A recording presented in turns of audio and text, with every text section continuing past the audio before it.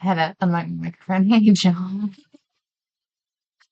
Sorry about that. I always forget that I have everything muted.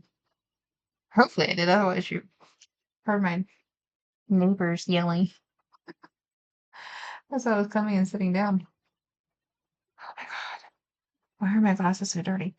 My other glasses used to never get smudges like these. These, I don't know if it's because I got like the blue light filter put on them or what.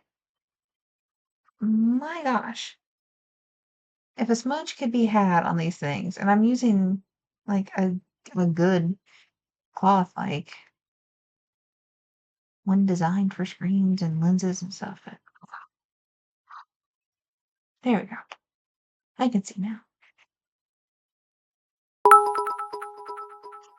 Hey, Evil, how are you today? And thank you for the bits. I appreciate them.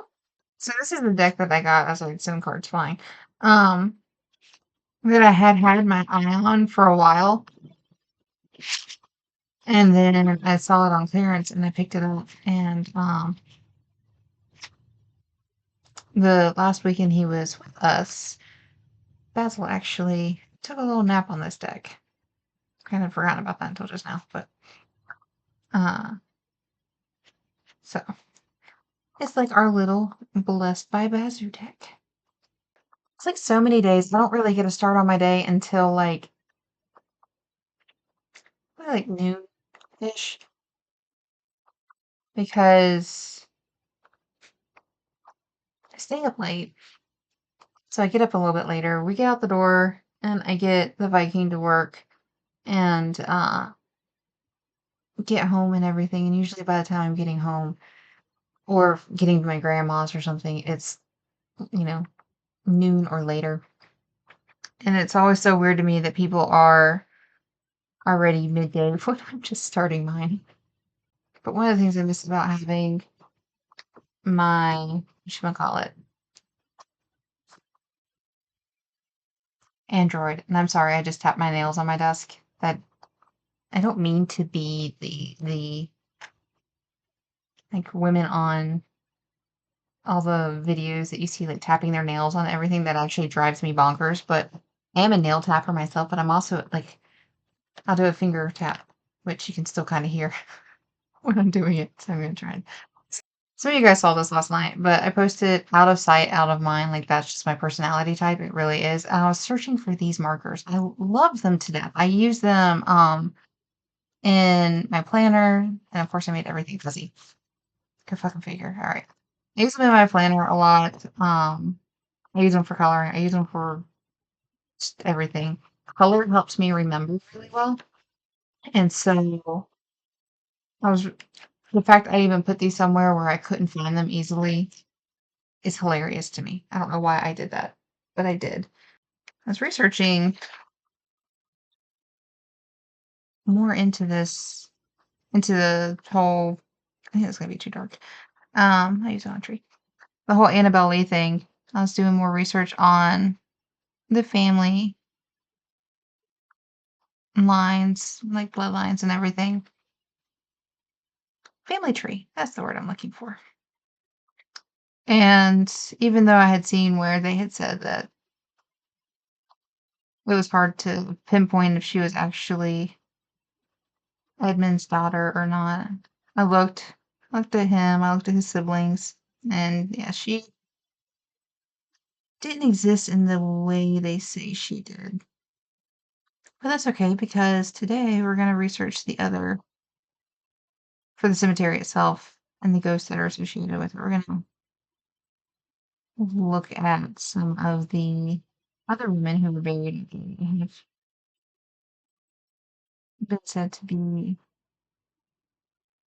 potential ghost at the what is it? The Unitarian Cemetery in Charleston Church Cemetery. Here's a fun question for you guys. I was doing my Pocket War recording just before I started streaming, and one of the things I noticed is I'm doing vintage ads and publications for Ouija boards. And on it, like the first one, it said, like, it's pronounced Ouija. I've always pronounced it Ouija. Are you a G or a J? Just out of curiosity. I feel like this is one of those ones that you can say it however you want. You guys can't even see what I'm calling. Oh my gosh. I'm like open this upper corner. Just going to town and you guys can't see shit. Eventually I'm gonna figure out my camera setup. But yeah, I am a Ouija. Like squeegee. E for you. So yeah. It threw me off when I saw it say that. And of course I see it as I'm recording and I like it's one of those things that when I was putting everything together, it registered in my brain. But it didn't fully register in my brain like maybe it should have. But we also know that half time I can't say words right anyways. So it doesn't really fucking matter how I pronounce it. I'm probably gonna pronounce it wrong because it is just what I do. Hiccup doesn't uh bite, but she will swat at you. Especially if you're rubbing her belly and stuff. I swear Baz was my sweet boy. He fucking I think boy cats are just in general sweeter than girl cats. Every boy cat I know has been just the sweetest little fucking thing, almost like a damn dog. But girl cats are all bitchy. It's so weird to like color in adult coloring books and then like pick up a kid's coloring book to use. Because I'll still get those too. If it's like characters I like or something like that. Like if it's like Lisa Frank or whatever. Um, but it's weird because the paper texture is just so different. It's like, you know, they haven't updated the paper texture for kids coloring books since we were kids. But for adult coloring books, they're all smooth. And I guess it's because they assume adults are going to use uh, markers or colored pencils or something like that versus just crayons.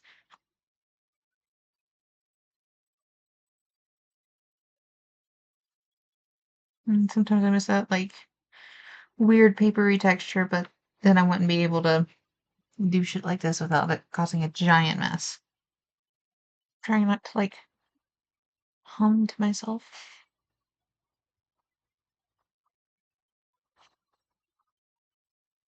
I have to remember there's other people in the room.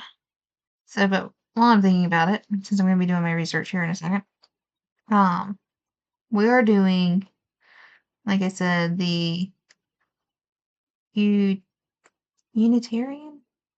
I think it's how Unitarian church graveyard or cemetery in Charleston, South Carolina.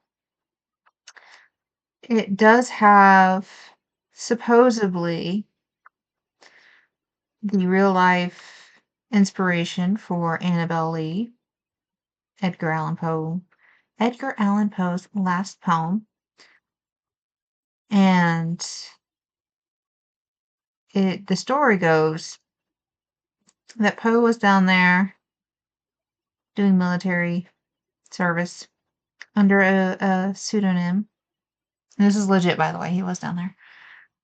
And he met a girl, Anna Ravenel? Ravenel? I can't remember. I'm not really sure. Anyways, meets Annie. They fall in love. Her father disapproves. They were meeting in cemeteries late at night kind of thing. Um, he gets Poe sent away. She locks her in a room. She falls ill. And subsequently dies without ever seeing Poe again. He comes back to try and say his goodbyes, but her father buried her in one plot and then had 4 fake ones all next to each other, buried, so he was never able to determine which plot was hers and say his proper goodbyes. And as a result, she haunts the cemetery. Now, the research that I was doing on my own over the weekend as I clean up and get ready to do my research now, she said that one of the someone said that Poe may have actually heard this tale as like an old local legend where it was a sailor who fell in love with a girl. Her father didn't, and she was buried in the cemetery in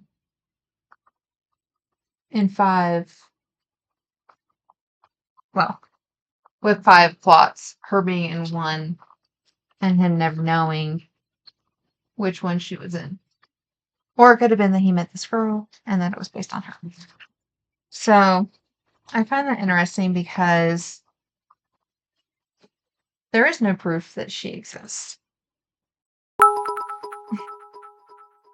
Thank you, Jordan, for the 500 bits.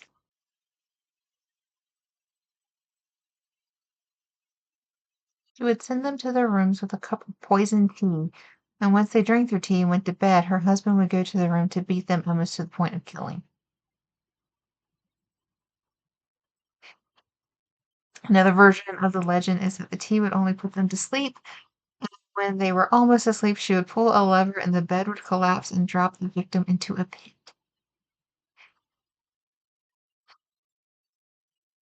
Hmm. Tried to escape and didn't go as planned. She got stuck in jail and John got out, but he was unwilling to continue the escape plan and was recaptured. That's sweet. So, Goldbug took place in Sullivan Island, but he didn't write it for like 15 years after he left. So, some of the things that he writes about don't really match up with what the island, I guess, looks like or looked like when it came out, or things were just modified. And again, it's always kind of funny. This goes along with what I was saying about the writer's inspiration last week, where when you're writing things, they're not always going to be exact, anyways, unless you're trying to write, like descriptive nonfiction. You're going to put some twists and things like that into it for whatever reason. But also, too, even after 15 years, the way you see something may be slightly different than the way it was because your memory changes. People, go get your DNA swab so that way I can find your information online. Did the audio get quiet? Did I fuck with something? I may have fucked with something.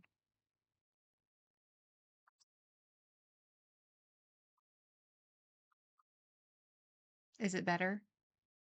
I tried to push all my cables back in. You can hear me? Am I quiet though? Did I fuck something up? There's always a 99% chance that I did a fuck up.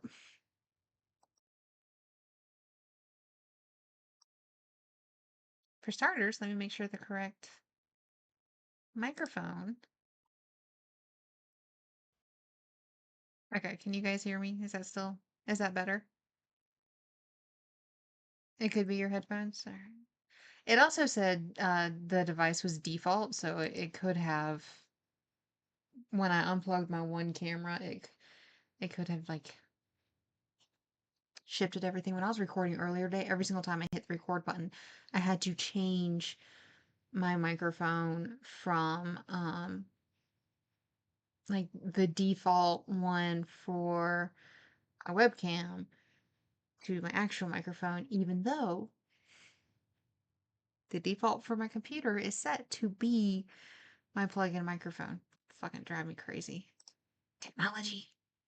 Oh, this says that her husband left for Boston on business.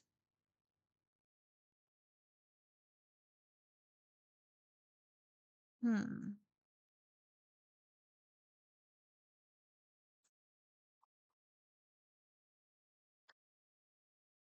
So, was he going to Boston or was he going to Baltimore? You know, us Southerners, we don't know the difference between the two, so yeah. In my brain. Um, it's just like he's Mr. Business and he never returned because Gail picked him up. And if you understand what I'm saying, bravo. If not, that's a Bob's Burgers reference. It's here fucking Gail though. Mr. Business. Oh God. This is a church site, so um